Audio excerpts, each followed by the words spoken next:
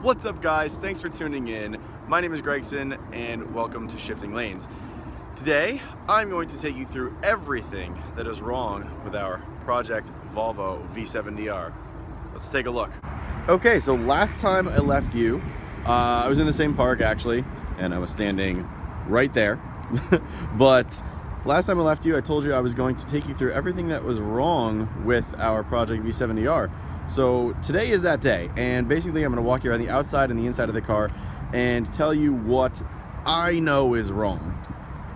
Then in a subsequent video we are going to tell you what a dealer or Volvo specialist thinks is wrong. So let's see if they match up. Starting with the front of the car. As I said in the last video, the bumper is, I'll get a better view down here. The bumper is kind of hanging down. It looks like it got caught on the lip of a curb or something and pulled off a little bit. And if I zoomed in here, which I did not last time, you can see there is no fog housing and there's no fog light actually. You can get in there and see a little bit. There's no fog light at all. In fact, there are wires hanging down underneath the car a bit, and that happens on both sides. The fog housing is here on this side, but there is no fog light. So we're gonna have to get that replaced. The front end otherwise looks pretty decent. As I mentioned in the last video, the plastic pieces, and I got some suggestions on that, so we'll see what happens with that. Those need to be restored. The panel gap right here needs to be fixed. We need to re-clip that. So that is something that needs to be fixed. It's all the way down the side, and that's on both sides. So we're gonna fix that. That is essentially all that's wrong with the front end. We'll go under the hood in a minute. I'll bring you around the side because the wheels are kind of gross. As I said, there's a lot of things I mentioned in the last video, but we want to get all of these detailed in one video. So wheels are pretty destroyed. There's a lot of wear and use and dirt. The brakes themselves, you can see in here, the rotors are pretty bad. There's a lot of grooving in there, so that's probably a sign of a new rotor is needed. The brake pads, I'm 100% positive need to be replaced. The brakes are pretty weak. The tires themselves actually have some pretty good tread left on them. These are Pirelli 4-season P6 tires, so they're all season tires. These are the stock tires. They're 235 45R 17s, and they actually seem to be in pretty good shape. So the tires are fine for now. What I'd like to do with it is turn these wheels into winter wheels, and then buy a set of summer wheels. So these will turn into winters, sand them down a bit, plasti dip them, maybe restore them a little bit to how they were when they were stock, and then buy a nicer set of summers. Same thing on this side with the plastics. Plastics are gross. They're faded, they need to be restored. Some of the paint on the car is scratched, so we're gonna do something with the paint. Not sure if it's gonna be plasti dip or if we're gonna wrap it or if we're even gonna respray it. I'd like to get rid of this pinstripe. As you can see, it's broken in a few places. There's red, there's white, and it's not uniform at all going throughout the whole car on either side. It just doesn't look great, so that's something we're gonna fix in the future. There are dings and dents. There's one here. They're kind of all over. This is a 13-year-old car, so gonna kind of come with the territory. The door handle also scratches and dents. The rubber around the windows seems pretty solid, but in some places it's a little worn. So this is actually paint here that's a little worn, but if you come up here to some of this rubber surround, you can see that it's fairly decent around the windshield until you start to get to the top, and you can see some cracking, and then it just kind of disappears. So we want to replace that around the outside. The back wheel, a lot of the same.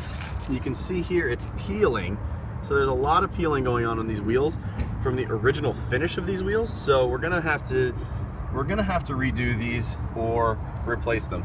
Same thing with the back rotors. You can see lots of grooving on this one. Really good view there. We're gonna have to replace these rotors. We're gonna have to replace the brake pads for sure. After that, we don't want grooved rotors.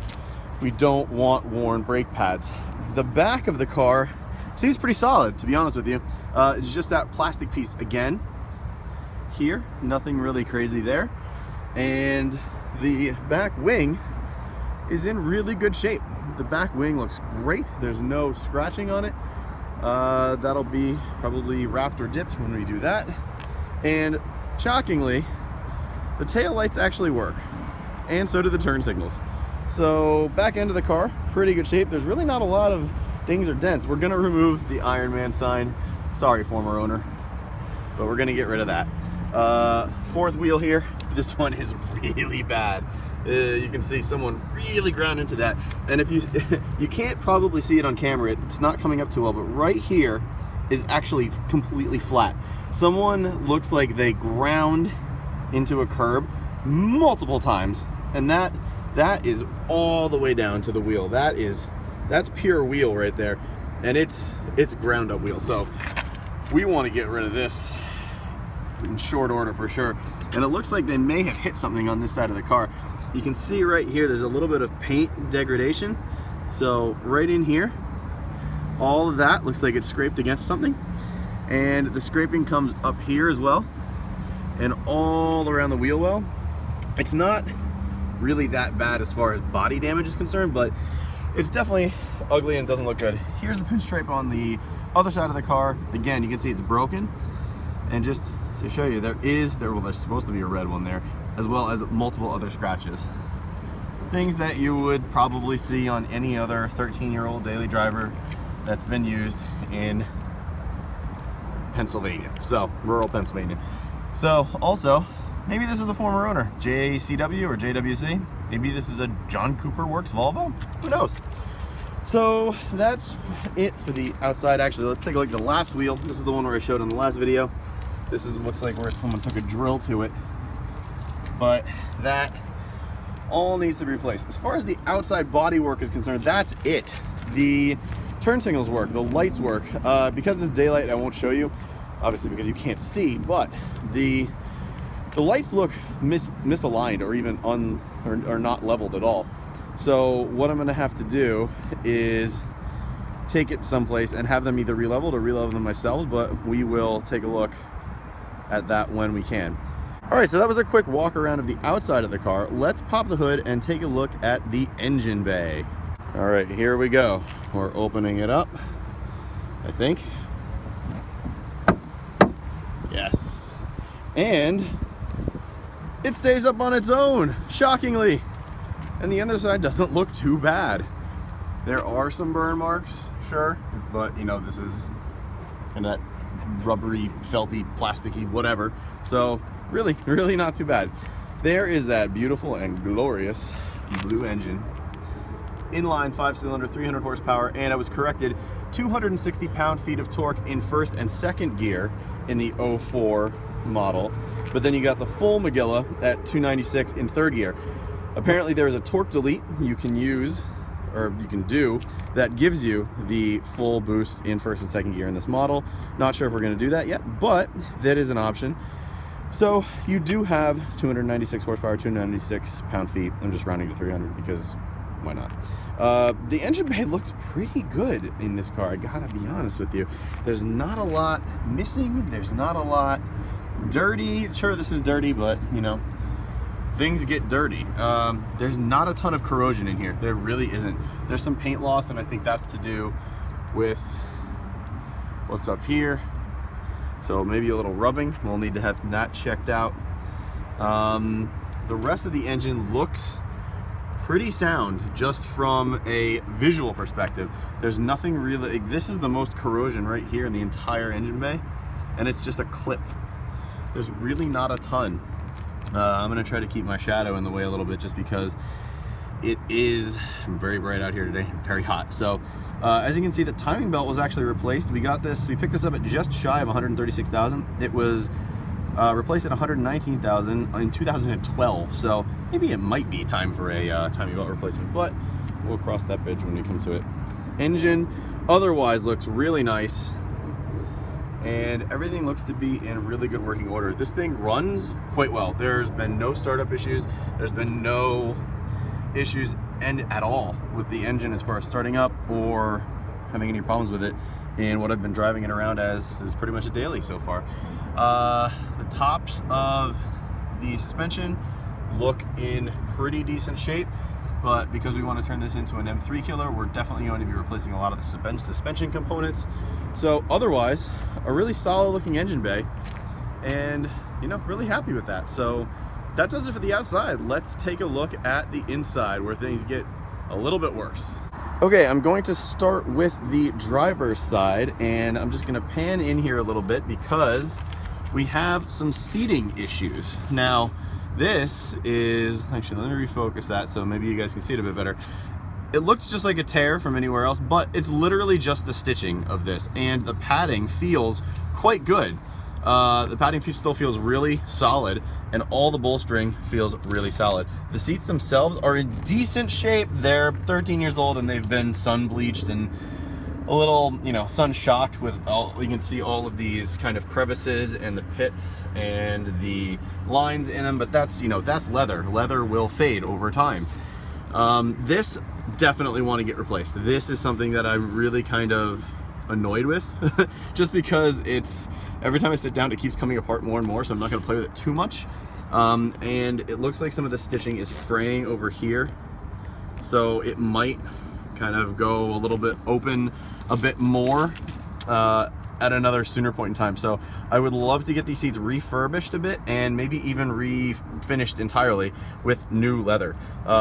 Would like to keep it stock, would like to keep it this blue leather, and you can see the contrast between the black leather here and that is blue. So the interior is blue. They made a lot of these cars as a blue interior. Then there are, I think, two other colors. One is orange and one is cream. So this one has the blue interior. As far as the rest of the interior goes, there's not a ton wrong physically.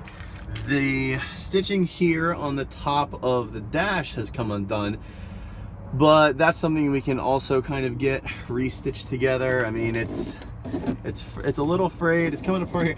It might be something we can do with a specialty shop or a Volvo specialty shop. I'm not honestly sure. It doesn't really bother me that much, so I'm not gonna worry too much about it.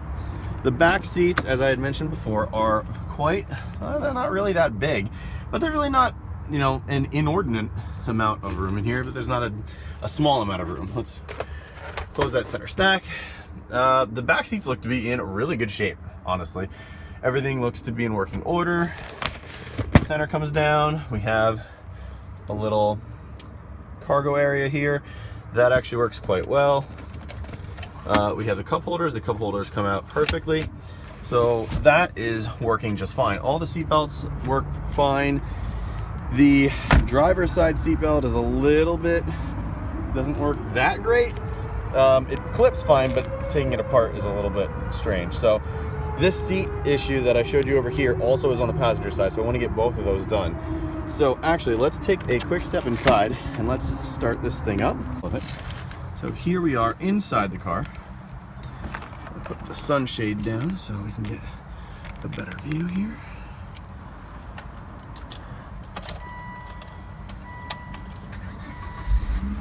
Okay, driver door open. Now, pay attention right here because,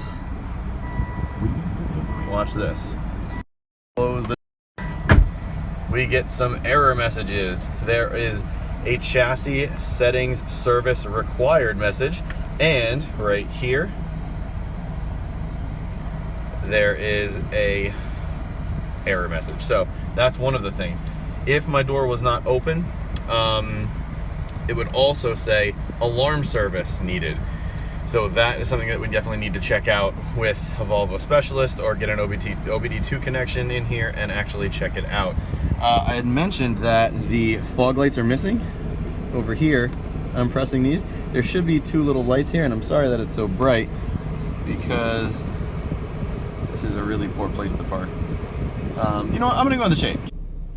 Okay, so we're in the shade, and I've also turned the AC down so it doesn't sound like I'm in a stupid wind tunnel. So over here, you can see the fog light buttons. So they should be lighting up. They're not lighting up at all. The dimmer for this actually does work. So you can't see it on camera, but during the night it does totally work. The lights also work, so the lights work, everything is fine there. On this old of a car, sometimes the windows don't work. The windows work fine. Central locking works, as you can hear. Window lock totally works. The left and right windows do work. So if I press left, I can go back and forth. However, when I press up and down, nothing happens. So also gonna have to look into that wiring issue. The most interesting one, and the one I'm most concerned about, is the chassis settings error message, because here are the chassis modes. We have Comfort, Sport, and Advanced. It's currently in Sport. It won't go out of Sport in any way. Even if you hold them down, and even if you hold down Sport, nothing happens. So my guess is that it's stuck in Sport. I'm not entirely sure what's going on or what's happening here. If you do know what's happening, please tell me. That would be great. Again, sorry for the lighting issue. Scan down here. Everything else down here works great. The AC works, it blows cold. The heat works, it blows hot. DTSC works. Transmission works. Manual mode works. And S works. Everything works there. I bought myself a little Bluetooth connector, which actually works perfectly for this. And thank you to Jalopnik Deals for that.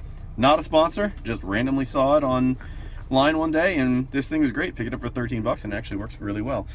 So yeah, the front seats actually work. These are both electric seats, and they actually work here. So that's it. There's another electrical gremlin up top here. I'm gonna scan up. Hi, you almost saw me. You probably did see me there. The moonroof, sunroof does not work in any direction. So we're gonna have to get that checked out. I'm not sure if it's a wiring issue, if it's a fuse issue, if something blew. Also, we have the home link here. This is also not working. I've tried to pair it with this, the remote that we have. This actually paired to both my wife's Honda CR-V as well as my Subaru WRX. So not sure why it's not working, but yeah, that's pretty much it for the front of this car. Everything in the back is working. The lights work, everything else works. So there's not a ton, to be honest with you, wrong with the car.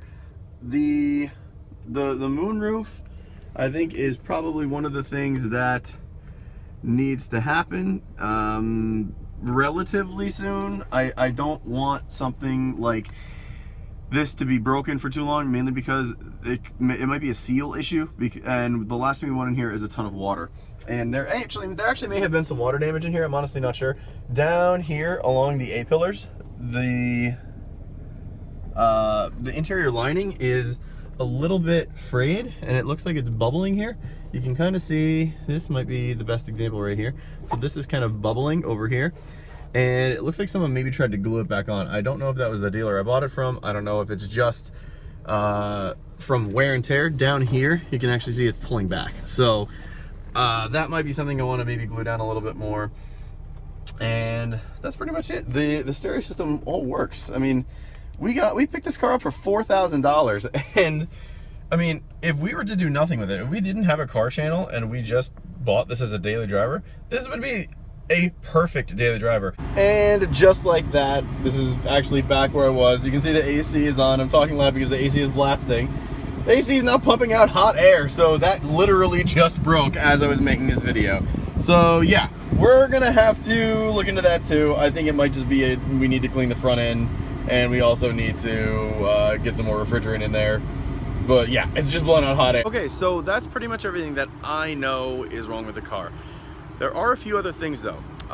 When we got this car, I asked a friend to go check it out in Pennsylvania. He was in Maryland, and shockingly, Pennsylvania is closer to Maryland than you'd think in some spaces. He's about an hour and a half away. He went up and he took a look at it and he put it up on Rams. I'm gonna throw up a couple of pictures as well as the list of what he sent me that he believes was wrong with it. So it's a lot of mechanical things, and, well, actually, that's not true. It's not a lot of mechanical things, it's a lot of physical things, but it's things that need to be done in short order. The front strut is leaking, so that definitely needs to be replaced. The oil pan is a bit seepy. There's no leaks in it, so that's totally fine, which is good. So that is, I think, it's in pretty good order.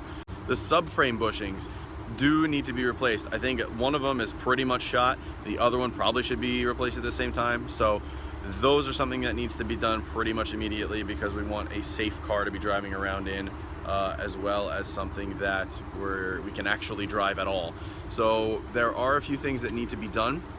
The next video, or the video after, I'm not sure, because there are a couple other things planned in the meantime, we're going to take it to a Volvo specialist or a Volvo dealer or both and see what they think is wrong with it. So we'll see if our lists match up. I predict that it's gonna be, to get this thing in really good running order, I think it's gonna be between $1,000 and $2,000. To get this thing, to get everything fixed, I think they're gonna say it's more like $3,000 to $4,000. We'll see what they say, and then we'll come back to you guys and give you the exact list of what they said and how much it's gonna be. Well, that's pretty much it. Thanks for tuning in. Please remember to hit the subscribe button, hit the like button, to follow this whole build series, and to follow all of our other drives and reviews and anything else we put out on YouTube. Also, don't forget to visit the website, www.shiftinglanes.com, official partners of Drive Tribe, and I will catch you next time. See ya.